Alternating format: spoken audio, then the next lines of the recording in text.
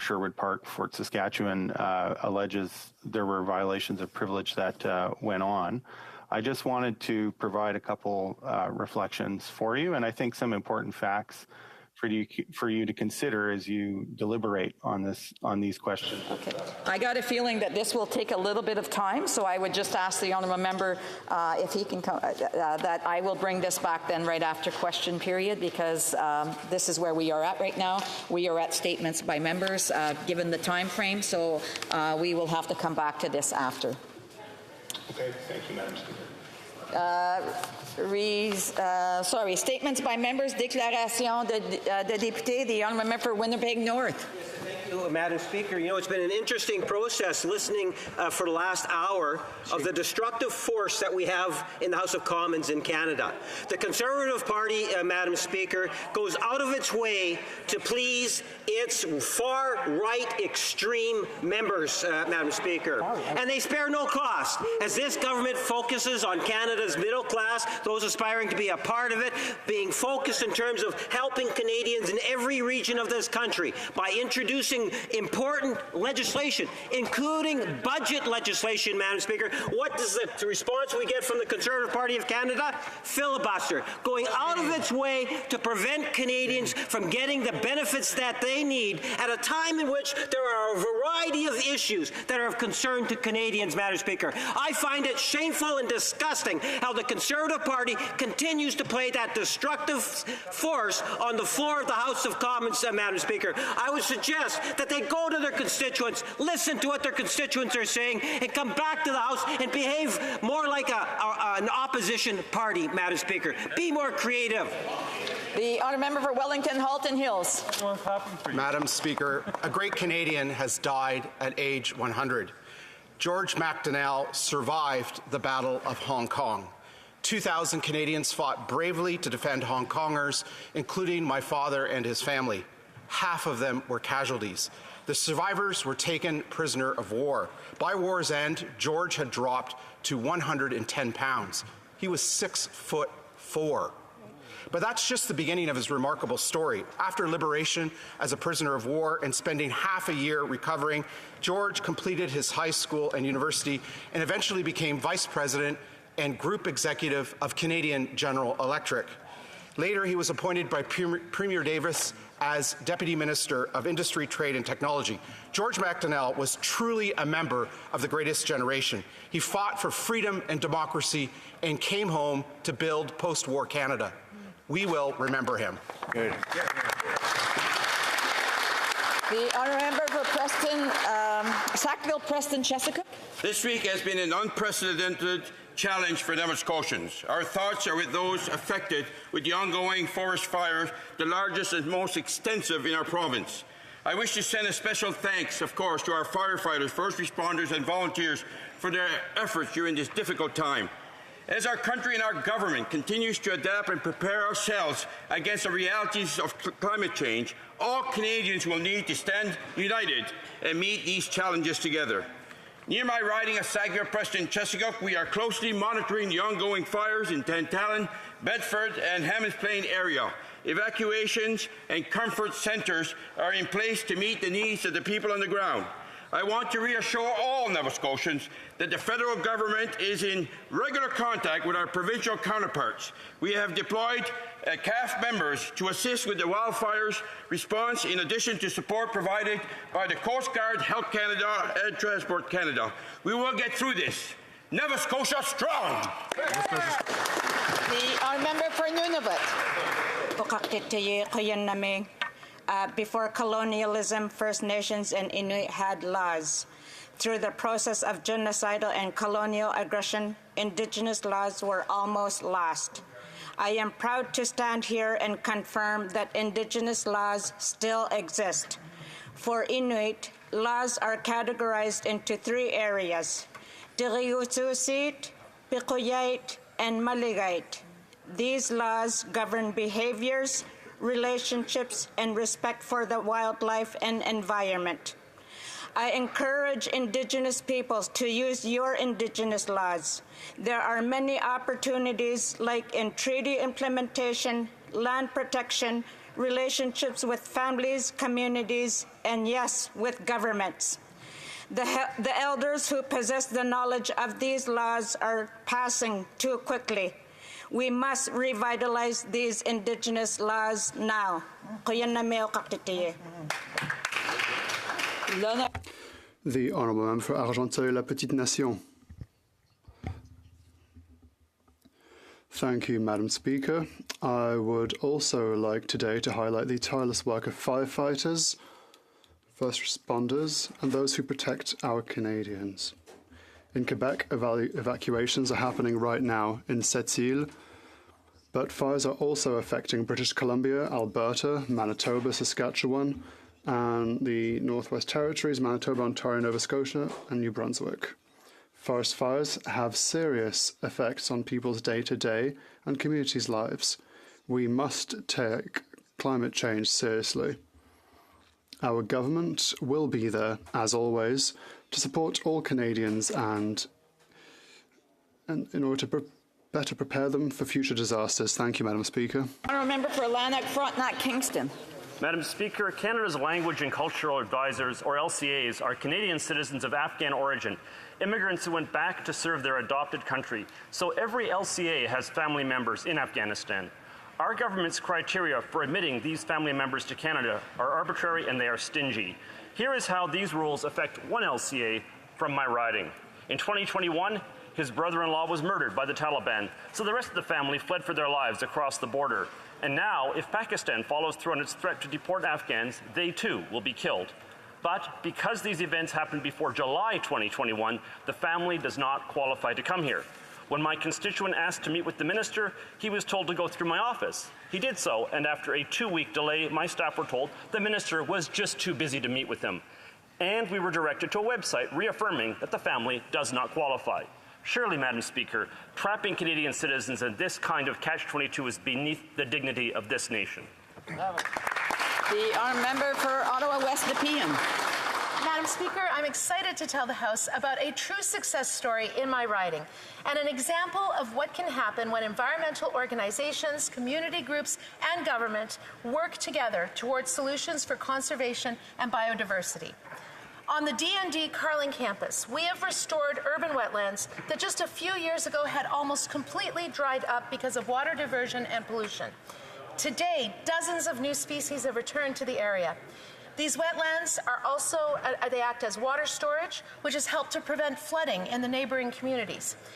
And wetlands store carbon, which is a natural climate solution. With the leadership of Kate McNeil and Donna Dubray at the Ottawa Carleton Wildlife Centre, and the advocacy and active participation of residents in the surrounding communities of Crystal Beach, Lakeview, and Belltown, they worked closely with the Rideau Valley Conservation Authority, PSPC, and the NCC to make this project a success. Congratulations to everyone involved. Thank you. The honourable member for Don Valley West. Thank you, Madam Speaker. I rise today to honour the life of my friend, colleague, and constituent, Ian Gordon McBride. Ian was a resident of my riding in Thorncliffe Park, an active member of the United Church of Canada. And sadly, Ian died very recently, far too soon after his well-deserved retirement began. Ian worked tirelessly as Executive Director of the Anglican United Refugee Alliance, or ORA. In his time at ORA, he made an enormous difference in the lives of thousands of newcomers and Canadians, promoting and facilitating private sponsorships of hundreds of refugees across Canada. He put his heart, his soul, and his body into this work. His compassion and leadership made Canada a more welcoming and a better country. Ian was an inspiration to me, not only when I was clergy seeking his assistance, but also as a parliamentarian when he sought mine. I miss his wise counsel, his company. Ian fought the good fight, he finished the race, and he kept the faith. May he rest in peace. The honourable member for Haliburton, Kawalker Lake Rocks. Speaker, June is National Indigenous History Month, a time to recognize the rich cultures, heritage, traditions, resilience, and diversity of First Nations, Inuit, and Métis. As we come together to learn and celebrate, we must not forget the underlying social, economic, cultural, institutional, and historical causes that have contributed to the violence and vulnerability against Indigenous women and girls. We must remember and reflect on the terrible tragedies of the residential school system, 60, Scoop, and other colonial policies, and the legacy they left behind. It is the responsibility of every Canadian to work toward reconciliation and, in doing so, move closer to a better and more equitable future. I'm thankful for the people who have shared with me their stories, and I'm honored to work beside them to ensure the mistakes of the past aren't made again. I hope all honourable members in this place will join with me to build a stronger country where Indigenous people are treated equally and fairly. The honourable member for Canada, Carleton. Madam Speaker, this week I visited CANSEC, Canada's largest defence and security trade show, and what a show it was. From wearable exoskeletons to a new generation of light armoured vehicles to the technology that will take the first Canadian to the moon. What a show. I was blown away. As I toured the floor of the show, innovations in the air, land, and sea, and even space were on full display. It was fabulous to see so many familiar faces from Canada's defence and security industry as they employ thousands in my riding of Canada Carleton. Companies like Collins Aerospace, Calian, Leonardo DRS, and MDA, all of whom are at the forefront of their fields. Their work is not only part of Canada's growing defence ecosystem, but it's also ensuring the men and women of our Canadian Armed Forces are equipped with the cutting-edge technology that they need to keep us safe. Thank you, Madam Speaker. The honourable member for Perth-Wellington. Madam Speaker, on Monday, on a road northwest of Woodstock, a tragic traffic collision claimed the lives of Detective Constable Stephen Turgeneau of the Perth County OPP and local school bus driver David James Stewart. Stephen Turgeneau was a husband and a father of 3. He dedicated his life to keeping our community safe. He had a bright future, both serving the people of our community and with his family, who he loved dearly. He was only 35 years old. Dave Stewart was a 71-year-old family man who, in his retirement, chose to spend his time getting children safely to and from school. His unexpected death is a loss to his family, the community, and the school kids who appreciated him so dearly. Our entire region is mourning the loss of 2 admirable gentlemen who served their communities in different but very important ways. Our hearts go out to their families and their loved ones. We will remember the lives they lived and the good they did for the people they loved and the communities they cared about. Thank you, Madam Speaker. The honourable member for Niagara Falls. Speaker, I stand in this House today to add my name to those residents in Fort Erie and Port Colborne who are shocked and disappointed by the decision of the Niagara Health System to reduce the operating hours of the urgent care centres in both communities. What makes this decision so disappointing and frustrating is the fact that nearly 8,000 residents in Fort Erie alone are without a family doctor. When speaking with Niagara Health, they say this is an issue not about money, rather it's a lack of certified nurses and doctors needed to help staff these sites. Speaker, Conservatives have been proposing a solution to help fix these healthcare staff shortages. It's called the Blue Seal Certification Program. Implementing a national certification testing standard such as this would mean foreign-trained health professionals would get a chance to take a test, receive an answer, and a certification within 60 days. This would go a long way to help solve the staffing shortages now plaguing Niagara Health, and it would deliver improved healthcare services that Fort Erie and Port Colborne residents rightly deserve. Hear, hear. The honourable member for Scarborough Rouge Park. Madam Speaker, today is the inaugural National Day Against Gun Violence. For far too many in our country, gun violence is a deeply personal tragedy that has claimed loved ones, shattered dreams, and robbed our sense of security. Many will recall the Dancing Street shooting in the summer of 2012 in my riding of Scarborough Rouge Park. A gunman fired into a crowded block party, killing 2 young men and wounding 22 others. Even with the passage of time, the pain and loss linger. Let us honor the memories of victims and support the survivors by wearing white, the color of peace, and raising awareness around gun violence. As a government, we're taking decisive action to address gun violence through Bill C-21. Today, I call upon the Leader of the Opposition in the Senate to stop obstructing the passage of this bill. Finally, Madam Speaker, I want to thank the Toronto Raptors for their collaboration and advocacy in making this day a reality. The honourable member for Nanaimo, Ladysmith. Madam Speaker, Raymond Salgado from my riding of Nanaimo Ladysmith received a standing ovation from the judges after his first performance on Season 2 of Canada's Got Talent and continued to amaze the judges in all of Canada with every performance. Without surprise, Salgado continued on all the way to the finals. It is not hard to see how Canada fell in love with Raymond Salgado so quickly with his incredibly powerful voice and the undeniable way he lights up a stage. At 24 years of age, Raymond's career is just getting started. Be sure to see Raymond Salgado perform at Nanaimo's Silly Boat Regatta and to keep following his work with new original music on the way. Raymond is not new to creating beautiful music. One such song, titled Runaway, Raymond created at just 17 years of age, inspired by his experience of coming out as gay. Raymond shared that he wanted his music to help others in the 2SL LGBTQIA+ community who may be struggling. As we celebrate Pride this month, I want to acknowledge incredible people like Raymond Salgado. We are proud of you. The Honourable Member for Rivière-des-Mille-Îles. Thank you, Madam Speaker. I'd like to highlight the recent inauguration of the new space at the Maison des Soins Palliatifs Cercan in Saint-Eustache in my riding.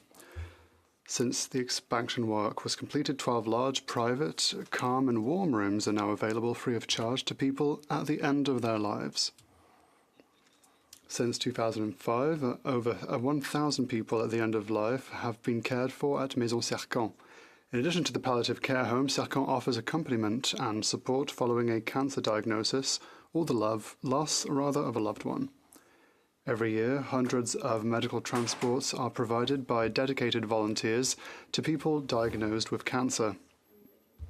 As a not-for-profit organisation funded only 50% by the government, Cercan could not function without its volunteers and donations from the community. Madam Speaker, if a society is to be judged by the way in which it treats its elderly, then I stand before you, Madam Speaker, with a heart full of hope and full of pride. Congratulations to Cercan. The Honourable Member for Medicine Hat, Cardston Warner. Thank you, Madam Speaker. The people in my community are hurting and cannot afford more liberal taxes. But demonstrating just how out of touch this government really is, they're making life even more expensive by implementing a second carbon tax during a cost of living crisis of all things. The second carbon tax will add 20 cents a litre on a litre of gasoline on top of the already 40 cents from the first carbon tax. Who can afford a 60-cent a litre increase? The Parliamentary Budget Officer has confirmed that both carbon taxes will have an annual net cost of up to $4,000 per family. Luckily for Canadians, Conservatives have put forward a motion calling on the government to immediately cancel their second carbon tax. So Canadians who are watching, if you agree, please call and email every MP in the Liberal NDP coalition before Monday's vote, demanding that they support the motion to cancel the second carbon tax. Yeah. The Honourable Member for Halifax. Madam Speaker, the devastation wrought by wildfires in the surrounding Halifax area is absolutely heartbreaking, and Nova Scotians that have had to flee their homes are still reeling. But despite this toll the latest tragedy is having on our province, we continue to be there for one another. And so we thank the professional and volunteer firefighters who have battled blazes for days on end. So much has been lost, but so much more, including lives, has been saved because of their courage. We also thank the emergency responders, including the Canadian Coast Guard, the Canadian Armed Forces, those working in comfort centres, mental health counsellors, those in the charitable sector who have once again stepped forward to help, and the many local businesses that have done their part too. Neighbours helping neighbours. My message to Nova Scotians who are hurting is this: for as long as it takes, the federal government will be there to support you and help you. After all, that's the Nova Scotian way. There for one another, through the hard times and through the rebuilding, the way it's always been. Good job. Oral questions, questions orales. The Honourable Member for Leeds, Grenville, Thousand Islands and Regal Lakes. David Johnston is in a clear conflict of interest. He was a member of the Trudeau Foundation and he's a friend of the Prime Minister's. He released a report meant to whitewash Beijing's influence with the Liberal government and Beijing's interference in our elections. But this whitewash is what he was always going to do. wasn't it? After all, he's there as a special advisor exclusively for the Prime Minister. Canadians have rejected Johnston's cover-up, and they want the facts from this Prime Minister. Will he call a public inquiry today? The Honourable Parliamentary Secretary to the Minister of Intergovernmental Affairs, Infrastructure and Communities. Madam Speaker, while foreign state actors are trying to undermine our democracy, the members of the Conservative Party are actually assisting when they stand there and spread and take personal attacks about those who are serving our country to bring forward reports on how we can move forward with better measures to improve our democratic institutions. A member opposite talked about facts. If they care about facts, Madam Speaker, their leaders should get the briefing and learn the facts about the foreign interference in this country. I want to remind members that when someone has the floor, nobody else has should be speaking. I think that we have to afford that respect. The honourable member for Leeds, Grenville, Thousand Islands, and Rideau Lakes. The Parliamentary Secretary wants facts. Here's a fact. A majority of members of this House, representing a majority of Canadians, voted to have a public inquiry and to fire David Johnston. But this Prime Minister continues to ignore that in favor of his cover-up man, his ski buddy, his friend, his Beijing-funded Trudeau Foundation board members. Canadians saw straight through this sham, and they want information, and that's why this House voted for a public inquiry. The Prime Minister might not like it, but that's what this House called for. Will he call one today? Parliamentary Secretary. Madam Speaker, Canadians can see when it comes to matters of national security, the Conservatives are just not fit to lead. They are immature when it comes to these matters. Rather than talking about the actual measures and recommendations in the Right Honourable David Johnston's report, instead, if you listen to that member's question, it was nothing but personal political attacks, Madam Speaker. It was not about the interests in Canadians and protecting our democratic institutions. It's about partisan games for the Conservatives. On this side of the House, we're going to focus on protecting Canadian democracy. Hear, hear. For Perth Wellington. Madam Speaker, if the Parliamentary Secretary wants to protect Canadian democracy, she would have her Prime Minister call a full public independent inquiry. That is what this House has twice voted to do. The Special Rapporteur declined to do so, saying that he doesn't work for Parliament. He's not accountable to Parliament. He works only for the Prime Minister. Everyone agrees we need a public inquiry, except for those who work for the Liberal government or work for the Trudeau Foundation. Canadians want a public inquiry. This House has twice voted for one. Will the Liberals do the right thing and call a full public inquiry? Honourable Parliamentary Secretary. Madam Speaker, how could we take lessons from the party opposite when they won't even take the basic minimum national security briefing on this very matter? Madam Speaker, the Conservatives would rather operate under a veil of ignorance. We expect all members of this House to come forward. Opposition parties may criticize our government, but Canadians expect them to at least do so with information and the facts. While Conservatives ignore to take briefings on national security, we can't take them very seriously. Still hearing a hum. I'm not sure if those individuals are having conversations. If they are, they might want to take them out instead, because we want to hear what the speakers have to say when they are being recognized, whether individuals like it or not. The Honourable Member for Mégantic-L'Érable. You know what the Prime Minister and the Special Rapporteur have in common? Many things. The Trudeau Foundation, an old friendship, a ski chalet, and especially a disdain for the House of Commons. Prime Minister Trudeau and David Johnston are causing harm to the credibility of our democratic institution. Will the Prime Minister put national security first and fire the Special Rapporteur? The Honourable Member knows very well that he cannot name the Prime Minister by name, and so I think he should check his questions before he asks them. The Honourable Minister. Madam Speaker, the recommendations in Mr. Johnston's report may not be popular, but they are their recommendations that are courageous. Why? Because when we're elected to the House of Commons, Madam Speaker, we have a responsibility to treat national security information seriously, to ensure the safety of people who collect that information, to ensure that we work with our allies who trust us with secret information. So the responsible thing to do for people on the opposition side is to go and get their national security briefing and to come back here and discuss things that are fact-based. The Honourable Member. I saw the facts, Madam Speaker. David Johnston is a former Governor General. He did very well in that role, but we know full well that the Parliament and the House of Commons is the House of the people. There is nothing honourable when a former Governor General becomes the puppet of the Prime Minister to protect him from a public inquiry that has now been called for twice by a majority of parliamentarians in this chamber. The Prime Minister put David Johnson in this position himself. When will he dismiss him? The Honourable Minister of Sport.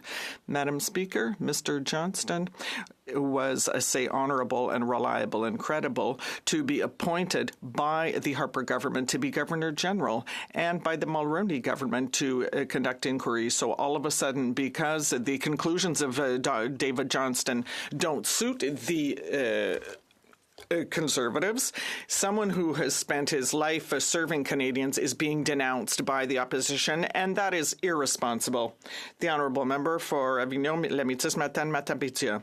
Madam Speaker, the forest fires have caused a state of emergency in Sept-Îles where 10,000 people have been evacuated and 1,000 people have been evacuated from Chapet. Madam Speaker, the Bloc Québécois is offering its full support and solidarity to these people and these communities. Today, these people need to know that all governments are with them to help them weather this crisis. Does the federal government pledge to support, by all means, the efforts of Quebec and local authorities to fight these raging forest fires? The Honourable Parliamentary Secretary. Thank you, Madam Speaker, and I'd like to thank my honourable colleague for her question. Indeed, we are collaborating fully with the province of Quebec. We stand shoulder to shoulder with Sept-Îles and other people who are for whom the fire is threatening, and there are 20 fires raging out of control in Quebec right now, and we are still waiting for an official request from the province for support, but we know that Quebec has an excellent intervention team to come to the assistance of its citizens. The Honourable Member for Trois-Rivières. Madam Speaker, foreign interference. That is the essence, but the problem is what China has done and how Mr. Johnson is preventing us from dealing with it. Because under his report, the Chinese-run police stations won't be investigated. Neither will the intimidation of the Chinese diaspora or the threats against elected officials. It's probably it's better to shed light on something than to keep it in the dark. So let's shed light on these matters and call for an independent public inquiry. The Honourable Minister of Sport. Madam Speaker, when I see the leader of the Bloc Québécois adopting the exact same position as the leader of the Conservatives, that is to prefer willful blindness instead of getting his security clearance and repeating and receiving a briefing that would allow to shed light on these matters, all I can think of is that the Bloc Québécois is a pale blue copy of the Conservatives now. The Honourable Member for North Island, Powell River. Madam Speaker, across Canada, forest fires are burning. This may be the worst season yet. In my riding, there is a forest fire near Sayward Village. I want to thank all the firefighters who have stepped up across our region to help, and to Mayor Baker for sharing updates with me. The leadership in the community is working hard to keep everyone safe. Climate change is impacting small communities in particular. With their limited resources and funds, the challenges will only grow. How will this government support small communities as climate change creates these new realities? Hear, hear. L'honorable secrétaire parlementaire du Premier ministre. Merci, Madame la Présidente. Thank you, Madam Speaker, and I'd like to thank my colleague as well for her question. We know that climate change has a direct impact on Canadians, and with the forest fires, the government is monitoring all forest fires in Canada during this summer season, and we're working closely with our provincial and territorial counterparts to ensure that they have all the support and tools they need. We even have called in Australia and the United States, and so I'd like to assure them of our full collaboration so that we can weather this crisis. Thank you. For Windsor West. When Canada had an auto policy, being the Auto Pact, we were number 2 in the world in manufacturing, the hub of investment, research, and development. When the Conservatives and Liberals signed NAFTA, they allowed us to get bullied by Japan and the WTO, and without a fight, we gave up our best trade agreement in history. The result is we have dropped to 15th in the world behind Indonesia, now tied with the Czech Republic and Slovakia for auto assembly. The Windsor-Stellantis future and investment has played out in all the media as the Deputy PM and Premier negotiate in the headlines. Will this government show real leadership, ditch the drama public headline approach, sign a deal with Stellantis, and bring in a real auto policy that doesn't embarrass us and puts workers first? The Honourable Parliamentary Secretary. I want to thank my colleague for his advocacy for the automobile industry in Canada and his hard work on the industry committee to do the same. He knows very well that our auto industry is crucial to the Canadian economy and the hundreds of thousands of Canadians that work in that sector. That's why the Minister of Innovation, Science and Industry worked tirelessly to... Point of order, it seems like there's no interpretation. C'est bien ça?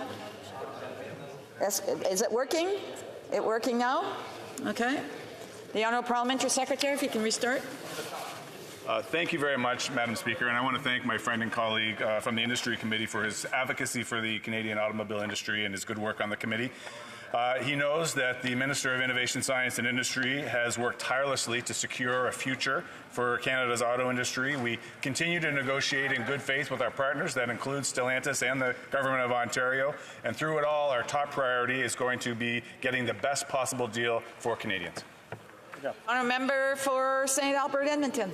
Madam Speaker, yesterday the Prime Minister's National Security Advisor testified that her office and 3 deputy ministers received a memo warning that a sitting member of Parliament and his family were being targeted by Beijing.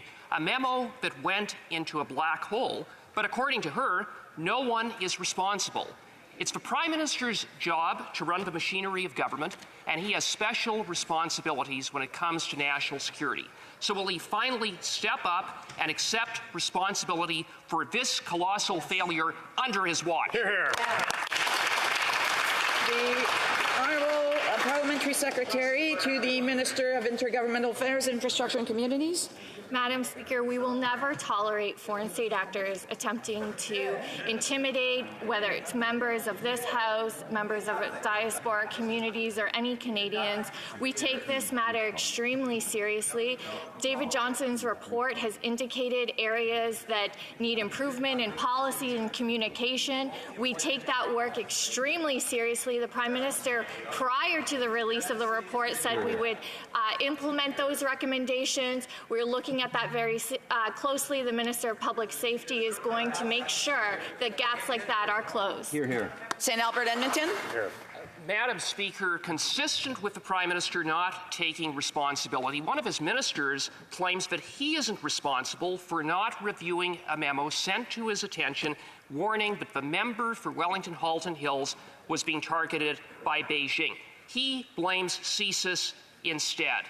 Cover up, denial, and blame. The Liberal story just doesn't add up. Why do these Liberals expect all of the power and none of the responsibility? Hear, hear. The Honourable Parliamentary Secretary. Madam Speaker, the issue of foreign interference is extremely seriously.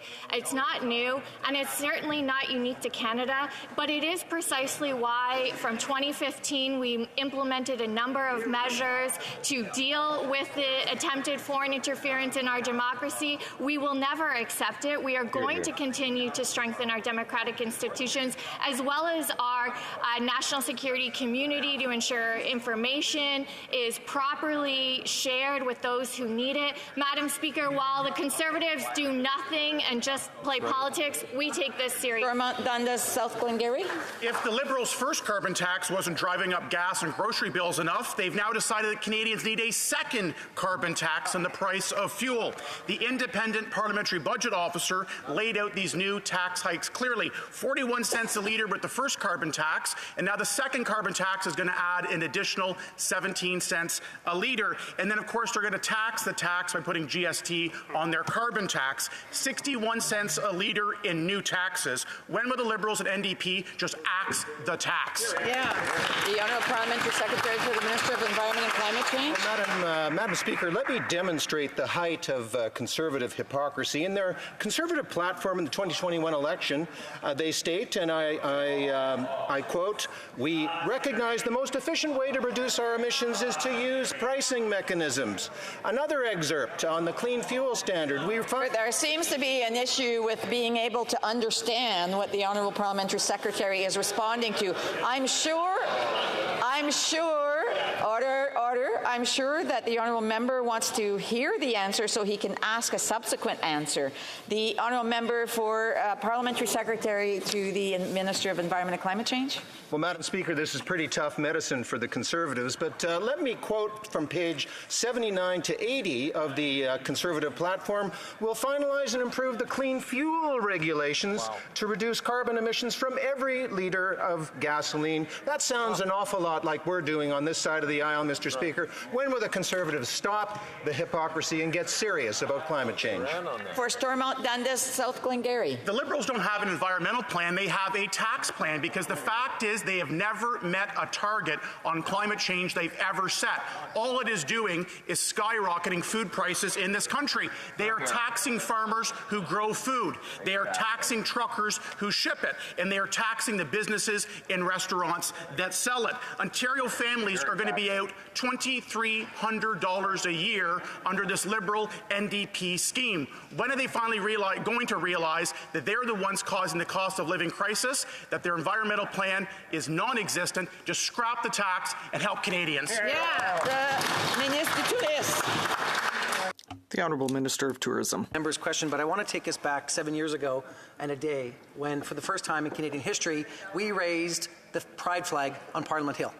We made history, we stood up for Canadians, and members from every House, members from the Senate, were on the lawn of the Parliament to do that very thing, and I want to thank all 2S LGBTQI+ members of this House, our allies and our champions, staff, and the new Canadian Pride Caucus for getting this work done. On the substantive issue of the matter is raised, he should check his party platform in 2021 when they ran on a price on pollution.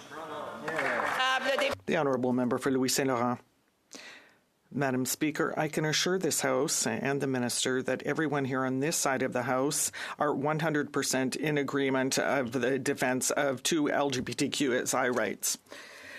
What we can also be sure of, Madam Speaker, is that unfortunately the people on that side invented a new tax to further tax Canadians and put more money in their pockets. And so Canadians are trying to deal with inflation. For the average Quebec family, it's going to cost $436 more per year. Now, seriously, can the minister tell us that this new tax is a good idea, whereas people can't even make ends meet? The Honourable Minister.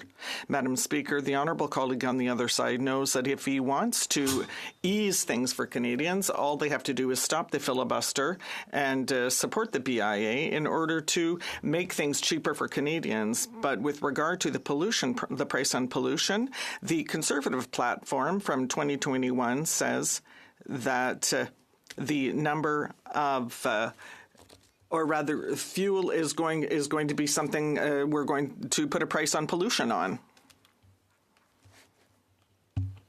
The Honourable Member for Louis Saint Laurent. Madam Speaker, on this side of the House, we got a lot more votes than they did, even though they formed government. The other reality, Madam Speaker, is that just a few months ago, someone said that the deficit and the out-of-control spending are throwing oil on the inflationary fires. You know who said that, Madam Speaker? The Deputy Prime Minister of Canada and the Minister of Finance. And yet a few months later, she presented a budget that increased the deficit and spending. So seriously, once again, can the minister tell us that 43 $436 more for Canadian families is more difficult and a bad idea for everyone? Madam Speaker, there are so many concepts in that question that I'm going to address as many of them as possible.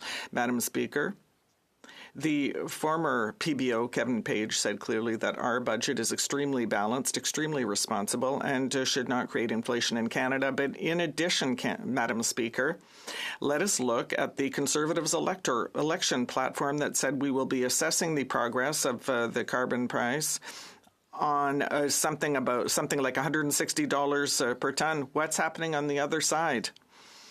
So it's done for them. The Honourable Member for Thérèse de Blainville. Madam Speaker, next Saturday is the second anniversary of a recommendation from all parties in this House on EI reform, all parties including the Liberals, and 2 years later, absolutely nothing has been done. All the parties concluded, though, in this report that the EI system is no longer adapted to the... There seems to be a problem with the interpretation. So? Yes. Is the interpreting working now? Oui. Yes, it is. The Honourable Member may start a question again. With pleasure, Madam Speaker. On next Saturday is the second anniversary of a vote that was held in this House, and all parties voted unanimously to reform the EI system. All the parties, including the Liberals, and yet 2 years later, absolutely nothing has been done. All the parties concluded in this report that the EI system is no longer adapted to the labour market reality. In other words, the Liberals have admitted 2 years ago already that they were turning their backs on workers with an obsolete EI system. When are they going to act? The Honourable Parliamentary Secretary to the Minister of Labour. Very much. EI is currently one of the oldest and most complex systems across the Government of Canada. That's why we made a commitment to fully modernize the system.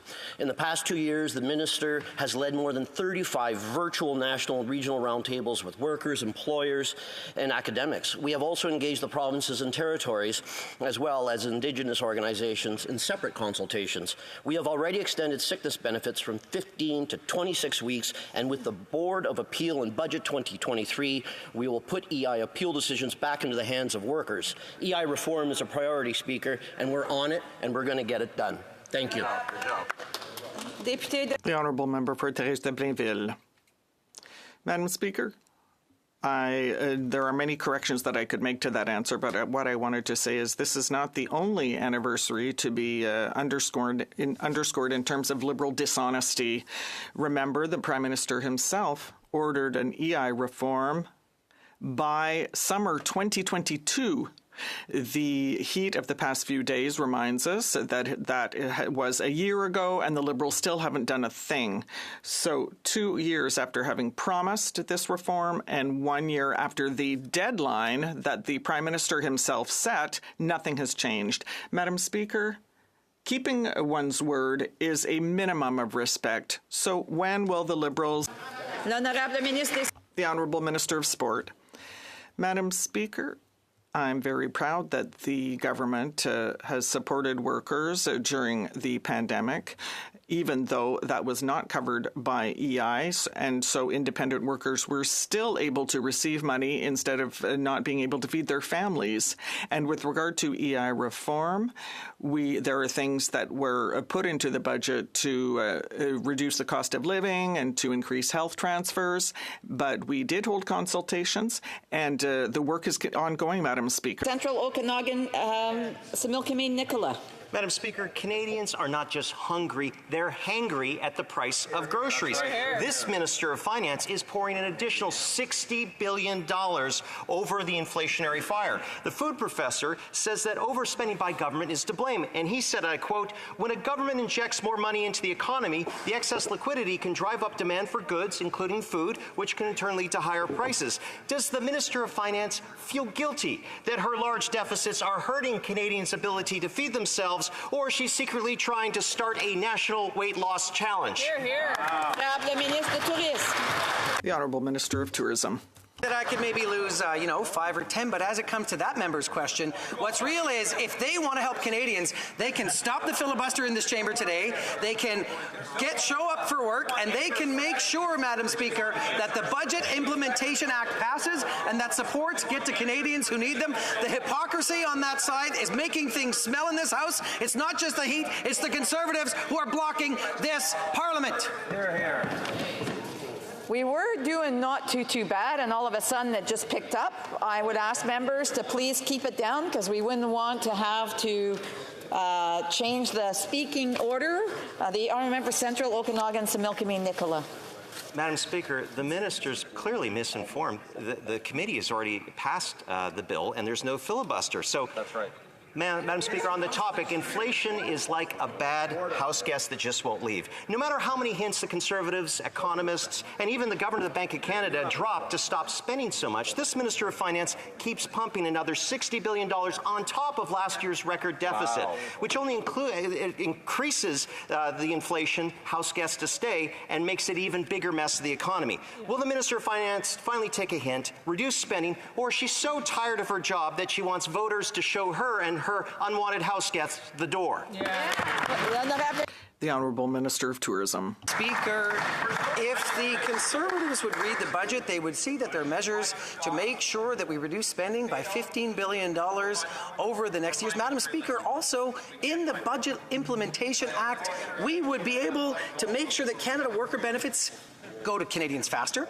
It would improve the education savings plans, and it would lower the tax burden for tradespeople. Madam Speaker, the Conservatives don't like that we stabilize healthcare for a generation, that we're making historic investments to grow the economy, and that we're also helping those Canadians who need it the most. They want to use dilatory tactics. We're going to keep delivering for Canadians. Hear, hear. King Vaughan. Madam Speaker, our national holiday, Canada Day, will be observed by Canadians in less than 1 month. This is a day when we all gather to celebrate our nation. However, most Canadians are more concerned with the high cost of living. If the first carbon tax wasn't harsh enough, the Liberals' birthday gift to Canadians is a second carbon tax, which will intend to destroy Canada Day festivities. Will this government show some compassion and give all Canadians the gift they deserve and axe this costly carbon tax? The Honourable Parliamentary Secretary to the Minister of Environment and Climate Change.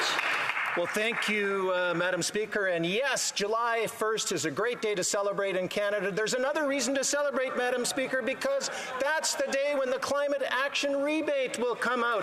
Those payments will come quarterly, Madam Speaker. In my home province, it's $1,000 a year, $250 a quarter, Madam Speaker. It's going to fight climate change, it's going to support affordability, and it's going to be a great day for Canadians indeed, Madam Speaker. The honourable member for Yorkton Melville. Speaker, this Liberal government has no shortage of imagination when it comes to making life miserable for those who drive their car to work or take a summer road trip with their family. They've already imposed a carbon tax which adds 41 cents to a litre of gas, and now carbon tax 2 will add another 17 cents to that same litre of gas. Compounded with GST, that's an extra 61 cents per litre during the worst cost of living crisis since Pierre Elliott Trudeau. When will these Liberals show some decency and scrap both of these punitive carbon taxes? Parliamentary Secretary. Well, Madam Speaker, it's indeed puzzling that every single person on that side of the aisle supported putting a price on pollution in the 2021 campaign. Madam Speaker, the member for Wellington-Halton Hills, much admired in this chamber, made it the centerpiece of his Conservative leadership campaign in 2017. But get this, Madam Speaker, the MP for Pitt Meadows Maple Ridge actually introduced the first carbon tax in North America. And I have a good report, Madam Speaker. It was success, the economy grew, and more money was put into BC pockets. Thank you, Madam Speaker.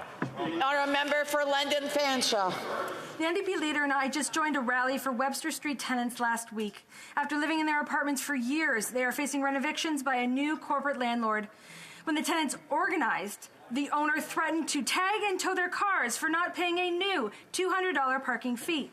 This Liberal government has allowed corporate landlords to drive up London rents. The average cost for a one-bedroom is up 28% in a single year. Will this government create a housing acquisition fund to make rent affordable in London? Minister of Housing and Diversity and Inclusion. Madam Speaker, I agree with the honourable member that we need to take action to support renters. That is precisely why our government introduced the Canada Housing Benefit, which is delivering rent supports to tens of thousands of families right across our country. This Canada Housing Benefit is now live in every province and territory in Canada. In addition to that, we had a top-up to the Canada Housing Benefit. In addition to that, we're building more affordable rental housing, and I would urge the honourable member to also contact the provincial government, who's responsible for rent control. Honourable Member of South Okanagan West Kootenay. Madam Speaker, natural disasters, including wildfires and floods fueled by climate change, are making it difficult to get home insurance. Canadians can't buy a home when there's an active wildfire within 50 kilometres, and that covers most of the summer in BC. 10% of Canadians can't get flood insurance, and Canada is the only major country where the government doesn't have a backstop for earthquake insurance. Canadians can't afford to wait while their homes and businesses are destroyed, so will the Liberals act to make sure Canadians have the insurance protection they need? Hear, hear. L'honorable secrétaire parlementaire pour le ministre. The Honourable Parliamentary Secretary to the Minister, the Minister of Economic Development. Merci, Madame la Présidente. Thank you, Madam Speaker, and thank you to my colleague for raising this issue. We should, every parliamentarian, take very seriously the risks caused by climate change. Our government is there, as always, to support all Canadians and Indigenous people in order to help them prepare for future threats, including issues with insurance. We know full well that it's more and more difficult. The insurability of neighborhoods, homes, villages, we will be there to support them when the area is no longer insurable. Madam Speaker, gun violence poses a real threat to the safety of our communities. Canadians expect to be able to take their kids to school, ride transit, and visit places of worship without fear. People from my riding of Richmond Hill, like Canadians across the country, have been very clear. They want us to take strong action to prevent gun violence and keep their loved ones safe. How is this government taking action to deliver for the safety of Canadians? The Honourable Parliamentary Secretary to the Minister of Indigenous Services. Thank you, Madam Speaker, and I want to thank the member for the question. Gun violence, Madam Speaker, has no place in our communities. We are taking the strongest action in a generation, Madam Speaker, to keep our communities safe. Today, on June 2nd, we're marking the first National Day Against Gun Violence here in this great nation of Canada. Going forward, on the first Friday of June, Madam Speaker, we'll raise awareness around the tragedies caused by gun violence and remember the victims and the survivors. Madam Speaker, this is another part of our plan to get firearms off our streets and invest in prevention. Thank you, Madam Speaker. Member for Niagara Falls. Speaker, Canada's tourism sector and Canadians who enjoy traveling are under attack by this Liberal government's out-of-control spending and tax hikes. A recent Ipsos report found 6 in 10 Canadians are now planning to scale back their summer vacation plans. Yet this Liberal government continues to hike taxes, like adding a second carbon tax to the price of gas, which will add 17 cents per litre. Does this government not realize their taxes add up and will ultimately hurt Canada's tourism industry and our chances of achieving a full tourism recovery? Madam Speaker, I respect the honourable member who is my tourism critic, but you know, Madam Speaker, something doesn't add up because he voted against supporting the tourism industry in the budget, but yet he voted for pricing on carbon in the last campaign. So I don't know what they drink in Niagara, but Madam Speaker, I know we're... Can't hear the answer, and I'm sure that the honourable member wants to hear the answer because he's going to want to probably pose another question. So I would ask members to please hold off on their thoughts thoughts, on allowing their thoughts to be loud. So the honourable member for Minister of Tourism, if he can start. Speaker, I find it a little odd that the tourism critic for the Conservatives voted against supporting the tourism industry in the budget, and yet he voted for a price on pollution when he ran for the last election. So we're going to let him explain that to his constituents. But I can tell you, I was at Rendezvous Canada this week in Quebec City, Madam Speaker, and the tourism sector in this country is going to be back not in 26, not in 25, not in 24, but the end of 2023. Thanks to Canadians, thanks to what we have to offer, thanks to the international community knowing that Canada's back and they want to come and see us. I'm still hearing some heckling going on, and I would just ask those members to please not do that. The honourable member for Niagara Falls. Madam Speaker, that's an interesting response. Surely a tourism minister knows that travel is a discretionary activity. Adding 41 cents a litre to the gas through the first carbon tax won't help. A second Liberal carbon tax of 17 cents will not hurt as well. Add GST on that, and we have a tax on a tax on a tax. Canadians need tax relief, not another tax. When will this Liberal government axe the tax and help the tourism sector recover fully this year? Yeah.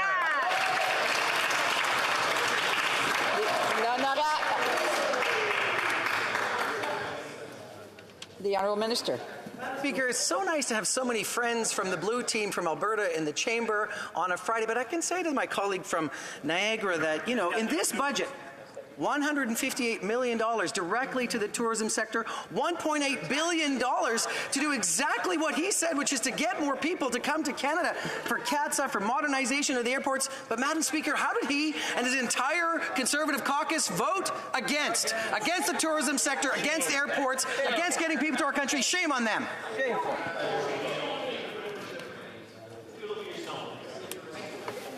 Order, order, order.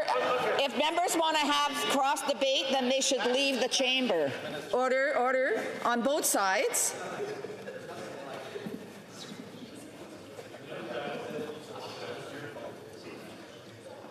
The honourable member for Essex. Speaker, the Liberals already have one carbon tax in place that will add 41 cents a litre of gas. Carbon tax 2 will add another 17 cents to a litre of gas. Add the GST on top, and that's an extra 61 cents to a litre of gas.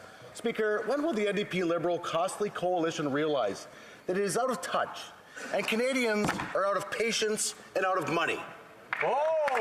Parliamentary Secretary to the Minister of Environment and Climate Change. Thank you, Madam Speaker. Once again, the Conservatives campaigned on putting a price on pollution. But you know what the Conservatives never want to talk about, Madam Speaker, is the cost of climate change. Madam Speaker, there are 1,600 fires burning in our country at the moment.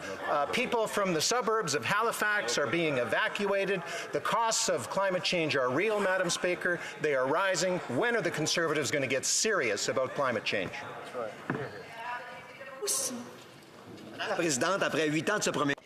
After 8 years with this Prime Minister, businesses in Beauce are struggling to find workers. Small and medium businesses in the farming sector are starting to close their doors because of backlogs at IRCC and endless paperwork. When I arrived in 2019, I asked for relief from labour market studies. With an unemployment rate of 1.9% in my region, we needed help to fill important positions. Why are the Liberals refusing to help businesses in Beauce? The Honourable Minister for Agriculture and Agri-Food. Madam Speaker, it's quite the opposite.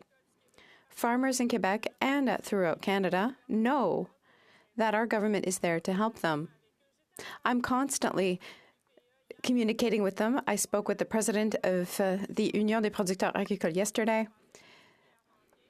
Things with our programs are going particularly well. We continue to work our colleagues in employment in order to improve processes. The Honourable Member for La Pointe de l'Île. Madam Speaker, there's another flood of complaints to the Commissioner of Official Languages, and Air Canada takes the podium again with 276 complaints about its failure to serve customers in French. But let's talk about the annual champion, the federal government. No fewer than 714 complaints against Ottawa itself for abandoning French in its bilingual public service job postings. That's triple the number from the previous year. How can businesses like Air Canada improve if the federal government is setting this kind of example? The Honourable Minister for Official Languages. Thank you very much, Madam Speaker. I want to thank my colleague for his question. I also want to thank the Commissioner for Official Languages for his report, which he tabled this week, and we accept the recommendations. As the Minister for Official Languages, I'm very pleased with the work that we've accomplished up until now. We've seen passage of Bill C-13, and I thank everyone who supported the bill. I'm looking forward to royal assent, but let's not forget that we've made historic investments, $4.1 billion, to support official language minority communities and to support or to shore up the decline of French. The member for La Pointe de l'Île. Madam Speaker, of course, we're going to monitor the impact of C-13 on companies like Air Canada. But in the case of the public service, the employers who need to be made accountable are them, the ministers here in the House. They don't need C-13 to enforce using French. They just need to stop treating their own French-speaking employees like second-class citizens. Will they send a clear message to the senior members of the public service that there will be severe consequences if the situation of French doesn't improve drastically in the next few months? The Honourable Minister for Official Languages. Thank you very much, Madam Speaker. Let's be clear. We're the first government to recognize the decline of French in this country, and that's why we went forward with a bill that's ambitious and that has teeth. Not only that, we've made historic investments, $4.1 billion, to ensure that the federal government will indeed do its fair share to protect and promote French throughout the country. And let's not forget that the Commissioner for Official Languages will now have many more tools to do their work and ensure that they can play the role of watchdog to protect our official languages. Speaker, we all know the facts. Violent crime, up 32%. Gang-related killings, up 92%. And worst of all, 10 police officers killed in the line of duty in recent months. It's clear that the Liberals' soft-on-crime agenda has failed again. The only thing this divisive government has united Canadians on is how bad the bail system is after they broke it. That's right. Why is it every time Liberals are in charge, hardworking citizens and law-abiding gun owners are punished, while dangerous repeat offenders get to ride the merry-go-round of the revolving door of justice? The Honourable Parliamentary Secretary to the Minister of Justice and Attorney General. Madam Speaker, Canadians deserve to feel safe and be safe. That's why we introduced Bill C-48, a targeted reform to our bail laws designed to focus on violent repeat offenders, gun and knife violence, as well as intimate partner violence. This bill is a product of collaboration with the provinces and territories, Madam Speaker, and I want to quote from the Canadian Associations of Chiefs of Police, who said, "We are convinced that the legislative changes put forward by Bill C-48 will go a long way to help eliminate the preventable harm and senseless tragedies attributable to violent and repeat offenders across Canada." I invite the Conservative Party for Kelowna Lake Country. Trudeau government. Violent crime is up 32. Honourable member knows that she can't name individuals, members of Parliament or ministers by their names or first names or last names. The honourable member for Kelowna Lake Country. Thank you, Madam Speaker. After 8 years of this Liberal government, violent crime is up 32%, and our most vulnerable citizens are some of the most impacted. People are in desperate situations without being able to afford basic necessities, with high inflation, rent costs doubling, and mental health and addiction issues rising. It was just yesterday in this House that I spoke about the homelessness issue being on the rise, with safety concerns surrounding homeless encampments. And this morning, we hear about the death of a woman following a reported shooting at a tent encampment in Peterborough. When will this government take public safety seriously? The Honourable Minister for Parliamentary Secretary to the Minister of Justice and Attorney General. Thank you, Madam Speaker, and I'd like to just repeat what I was saying earlier, Madam Speaker. With Bill C-48 that we introduced a couple of weeks ago, we have near unanimous support from across provinces as well as police leadership. I want to quote again from the Chiefs of Police of Canada, and it quotes, we commend the governments for acting on the urgency for legislative change and for recognizing that our amendments were important. We are convinced that the legislative changes put forward in Bill C-48 will go a long way to help eliminate the preventable harm and senseless tragedies attributable to violent and repeat offenders, Madam Speaker. L'honorable député de Montmagny-Lisleck-Kamouraska, Rivière-du-Loup. Madame la Présidente, depuis que Madam Speaker, since this Prime Minister took office, violent crime has risen by 32%. And just a little reminder, under the Conservative government, saw crime rate go down by 23%. This situation is directly linked to the government's lax policies. Criminals get released on bail with disconcerting ease. Will the Prime Minister finally get the message and make changes to put an end to the revolving door system in our prison system? It's like we're at a hotel. The Honourable Parliamentary Secretary. Merci, Madame. Thank you, Madam Speaker. Méritez de vous santé et d'être en sécurité, Madam. Everyone deserves to feel safe. We introduced Bill C-48, a targeted reform to our bail laws designed to focus on violent repeat offenders, gun and knife violence, as well as intimate partner violence. If I may, Madam Speaker, repeat what I said earlier. This is from the Canadian Police Association, and their comment on C-48 is nous apprécions que le ministre ait travaillé en. We appreciate that the Minister worked in collaboration with the parties to present this bill. Honorable député de Pontiac. The Honourable Member for Pontiac. Madam Speaker, Bill C-18 on online information requires web giants to pay their fair share to local media when they benefit from their work. It makes sense. But Facebook doesn't want that. Oh no. When Australia presented a similar bill, they even tried to bully them. And they're doing the same thing today in Canada and California. We found out that Facebook is doubling down on its bullying tactics by preventing thousands of Canadians from accessing news.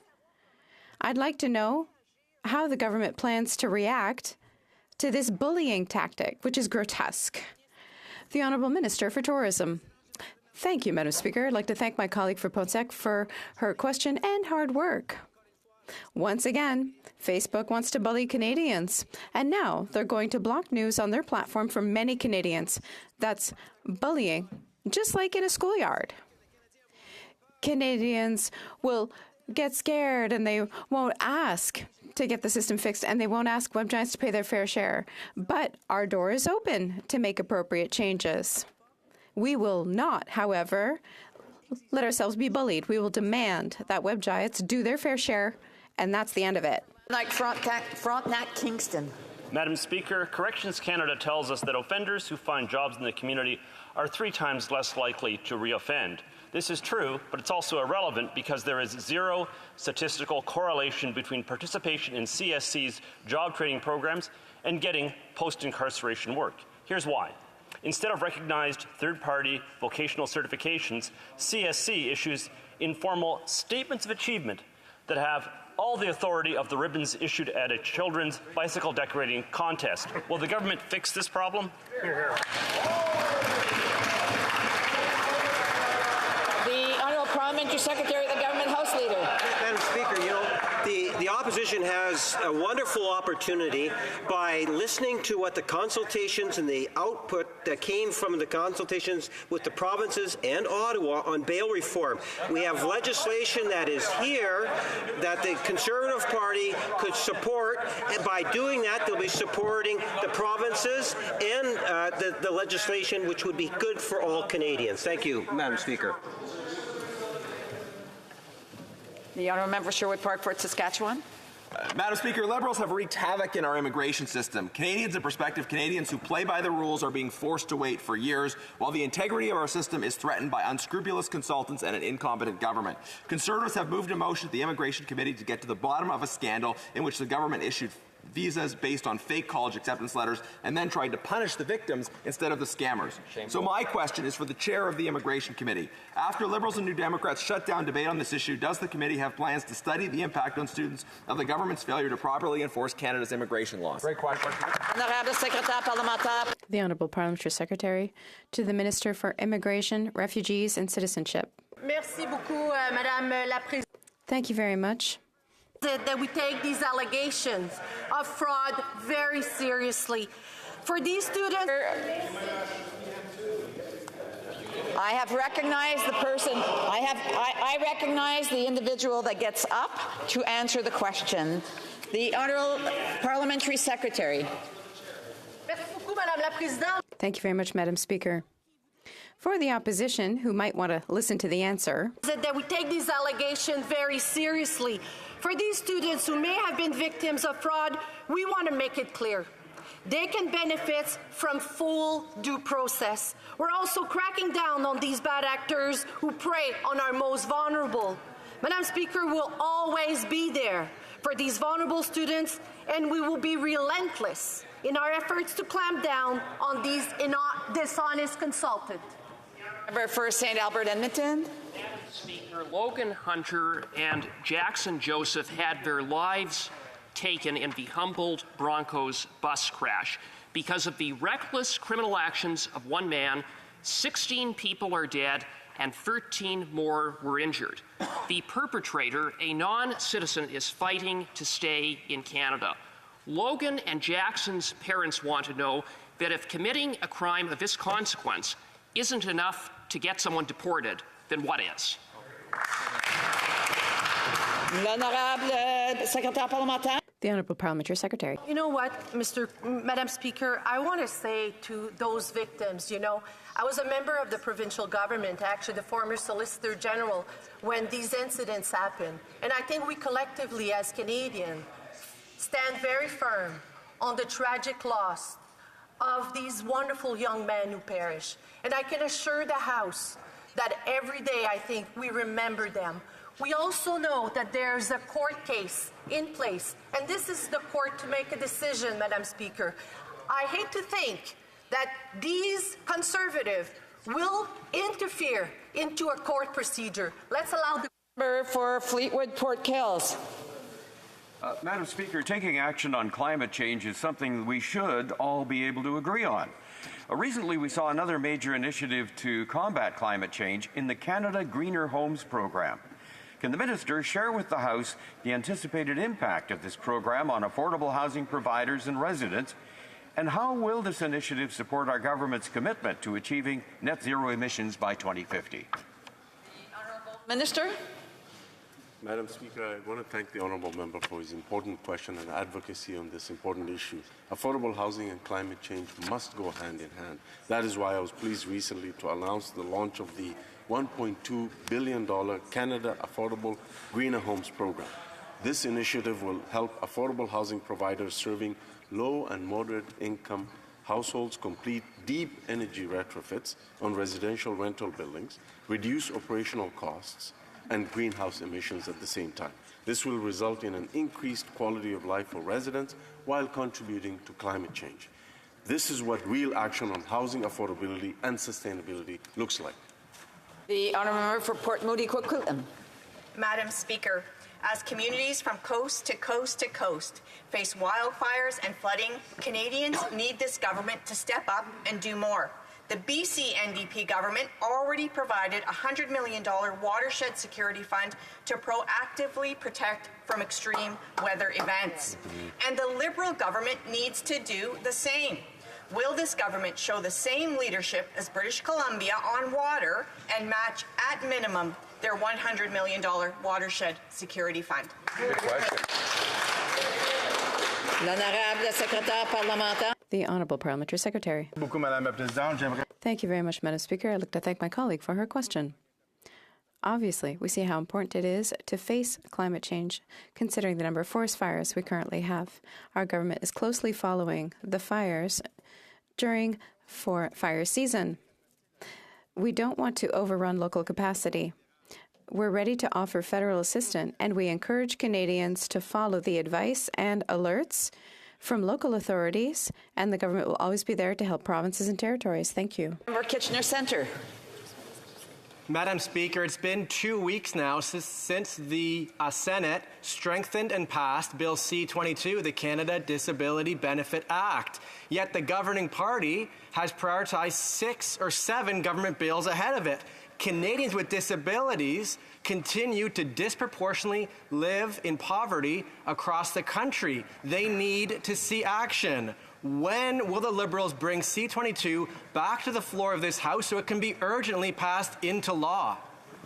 The honourable member for the honourable Parliamentary Secretary for the Minister of Labour. Thank you, Speaker, and I'd like to thank the honourable member for this important question. In the spirit of nothing without us, we are continuing to move forward with historic investments and actions that will improve the social and economic inclusion of millions of Canadians with disabilities. In February, Bill C-22, the Act to establish the Canada Disability Benefit, was unanimously adopted by this House. On May 18th, Bill C-22 was adopted with amendments in the Senate and has now been sent back to this House for consideration. This bill remains a top priority for us, and we have every intention of dealing with this bill as quickly as possible. We are working with all parties to get this important time is up. legislation passed. J'ai un point d'ordre, l'honorable député de Mégantic-Clairable. The Honourable Member for Mégantic-Clairable. Thank you very much. Madam Speaker, during question period I rose because of an issue of interpretation. The member for Halifax was answering a question, but unfortunately the interpretation only switched on when he was halfway through his answer. Given that both official languages are important in this House, could the Honourable Member repeat his answer?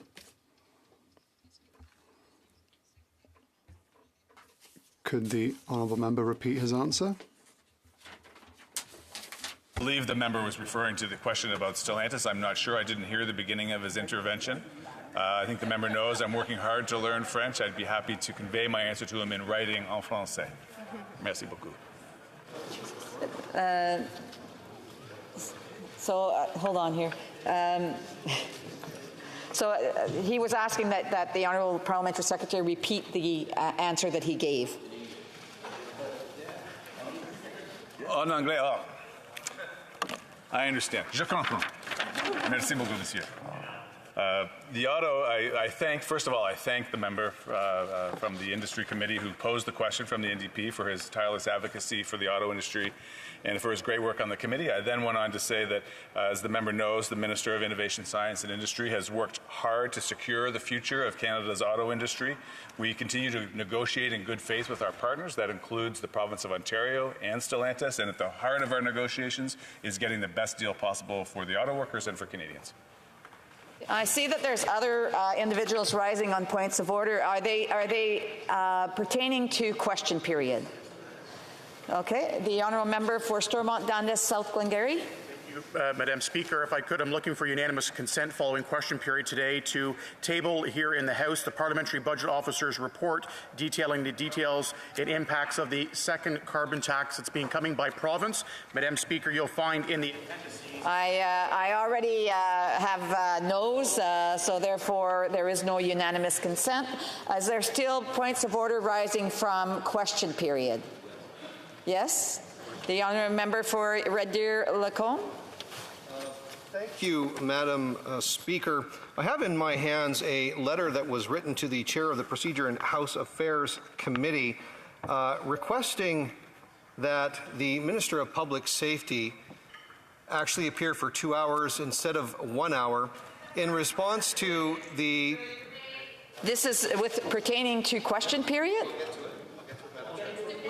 So, okay, hold on. There's only one speaker in the House. The honourable member for Red Deer-Lacombe, I would just ask him to get to his point of order. And in lieu of the answers that were given when the government was asked about foreign interference, we requested through this letter that I would like to table through unanimous consent that the Minister of Public Safety appear for 2 hours. I already don't have unanimous consent. There's already individuals saying no. L'honorable député. The honourable member for Sherwood Park, Fort Saskatchewan. For question period? Thank you. Relating to the question period? I raised a question that was respecting committee committee agendas. And I will note page 512 of Procedure and Progress and Practice specifically says that members may raise questions concerning matters before committee, and that those questions are directed towards the committee chair. It says, starting on page 512, questions seeking information about the schedule and agenda of committees may be directed to chairs of committees. Questions to the ministry or to a committee chair concerning the proceedings or work of a committee, including its order of reference, may not be raised. Thus, for example, a question would be disallowed if it dealt with a vote in committee, etc. The question that I raised was very clearly dealing with the agenda of the Immigration Committee. I'll note various examples that are in the footnote. For example, May 20th, 1970, pages 7, 1, 2, 6, and 7. On November 4th, 1981, page 12499. On March 9th, 1987, page 3955. And various points continue. In 2008, the Liberal House Leader rose on a point of order and asked the Speaker if someone other than the chair of a committee could respond to a question concerning the agenda of the committee. The Speaker advised that his role is to take a look at those who are standing to answer and choose who is going to answer. He indicated that he had recognized the Government House Leader because he was the only member rising to respond, and that it is preferable for the member asking the question to get an answer than none at all. However, Madam Speaker, in this particular case, there was no opportunity given for the chair of the committee to rise, for vice chairs of the committee to arise, and this sadly, the right of members to raise questions to committee chairs is becoming in practice almost irrelevant, because every time members have raised these kinds. The honourable member is going into debate now. He's raised his point of order, and as he has indicated. Others who rise can be recognized. There's nobody else that rose, and there was plenty of opportunity for anybody to rise, and so the individual who actually rose is the individual that was recognized. The honourable member for Sherwood Park versus Saskatchewan. Just respectfully on the facts, I believe there may have been someone trying to get the attention of the chair online. I can't say for sure because I was not online. I was here, but there was no hands raised online, and so as I indicated, the person I did recognize the person who wanted to answer that question. The honourable points of order, l'honorable député. The Honourable Member for Louis St. Laurent. Thank you, Madam Speaker. Indeed, during question period, myself and other colleagues asked questions on the carbon tax. A report was tabled by the Parliamentary Budget Officer. There should be unanimous consent to table this document. I'm still waiting for no's, but I'm hearing no's, so there's not unanimous consent. On the point of order relating to question period. Thank you, Madam Speaker. I rise today to seek unanimous consent following question period to table witness testimony from the Finance Committee from May the 17th. I'm already hearing no's. There's no unanimous consent. The honourable member for Northumberland, Peterborough South, is the point of order relating to question period. Yes, my point of order was with respect to the Minister of Tourism. I hope you can hear me. I'm having a little bit of technical problems. I did intend to raise this earlier. Okay, I'm not sure about you. Is there a problem with interpretation? It's good? Okay, the honourable member for Northumberland, Peterborough South. Yeah, the Minister of Tourism, in responding to a question, said that it was great to see so many of my Alberta colleagues from the Blue Team. This is doing indirectly what you cannot do directly. Of course, members cannot state whether the comment on the presence or non-presence of a member. I believe that it was not directed to anybody in particular, and so I would just do want to remind members to be careful when they are making comments in the House, but again, it wasn't directed at any one member in particular. The honourable member for Simcoe Grey has a point of order. Is it related to question period? Yeah, thank you, Madam Speaker. I just During question period, there was a lot of discussion, and all parliamentarians are concerned, certainly at the food banks and the budget coming up. So I'd like to table and hope to get unanimous consent. I have hunger count policy recommendations that I'd like to put forward so that everyone has the opportunity to read, and hopefully. Unanimous consent already. So the honourable member for Perth Wellington. Thank you, Madam Speaker. As you know, it's a long-standing practice in this House that important government documents are tabled in this place. I would note that the document he wants to table before we say no. The honourable member for Perth Wellington. I would note that typically a Minister of the Crown does table government reports in this House. It is a rubric in the proceedings, of routine proceedings. I would note that the Right Honourable David Johnston's report on foreign interference was not tabled in this House. It was never tabled in this House with the table, despite it being a report directly asked for by the Prime Minister. The Liberals seem to be very proud of the rapporteur, so I would see that sure there would be unanimous consent to table the David Johnston report on foreign interference. Member have unanimous consent to table the report? Yes, yes. Why not? Why not? No, I don't have unanimous consent. The honourable member for St. Albert Edmonton. Thank you very much, Madam Speaker. On a point of order arising from question period, I posed two questions to the government relating to the testimony of the Prime Minister's National Security Advisor, Jody Thomas, and the Minister of Emergency Preparedness, who was then Minister of Public Safety.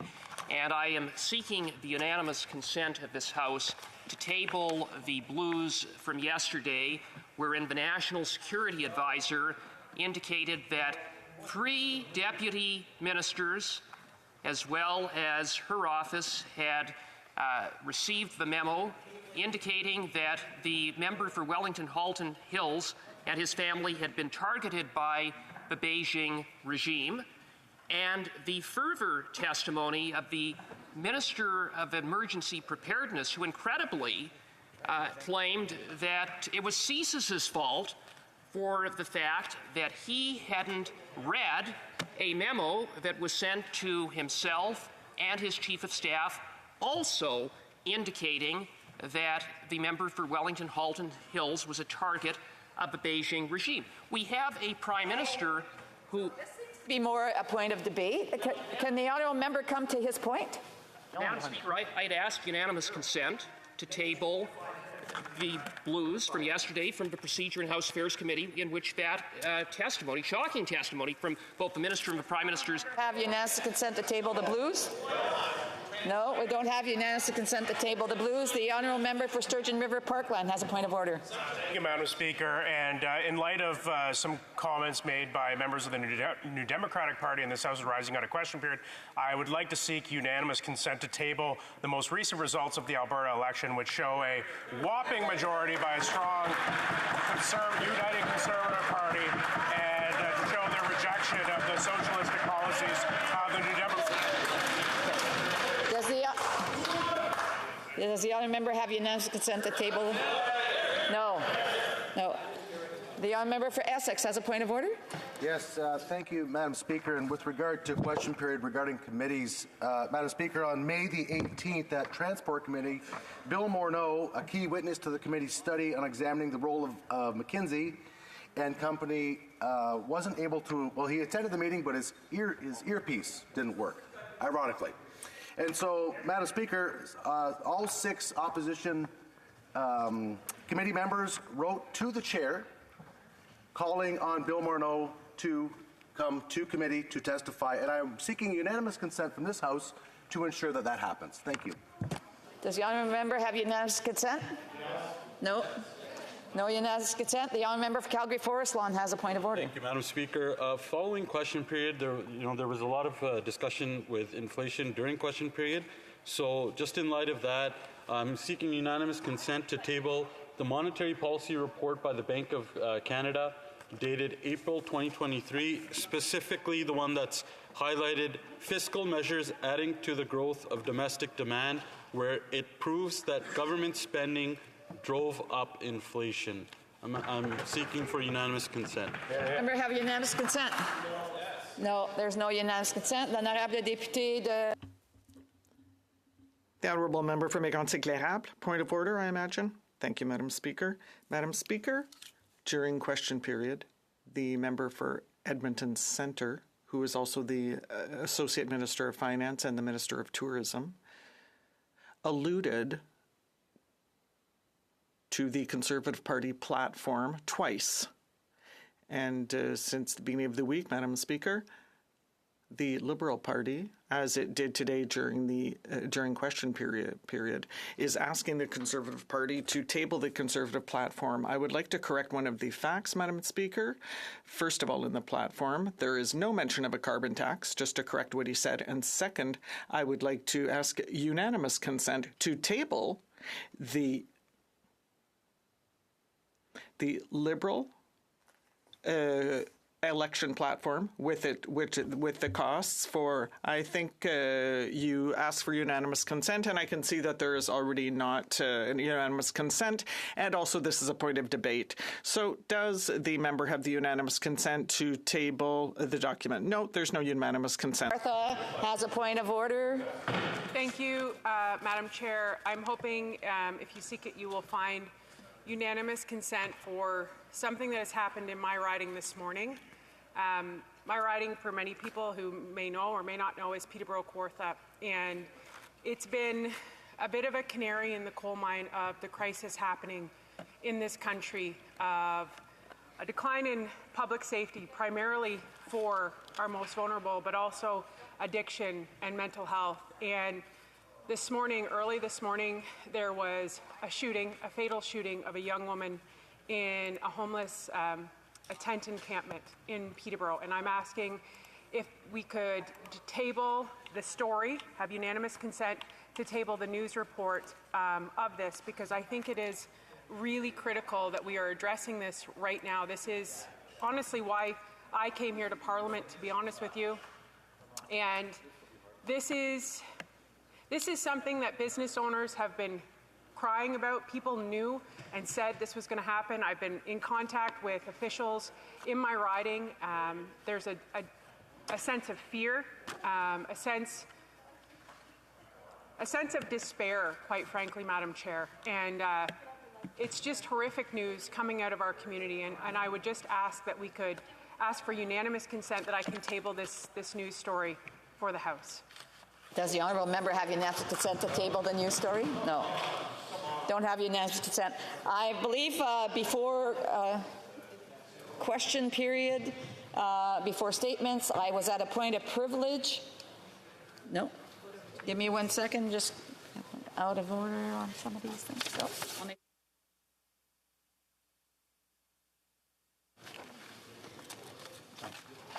tabling, sorry, we have to get to routine proceedings first. Tabling of documents, the Honourable Parliamentary Secretary, the Government House Leader. Yes, thank you, Madam Speaker. Pursuant to Standing Order 36.8a, I have the honour to table in both official languages the government's responses to 14 petitions. These return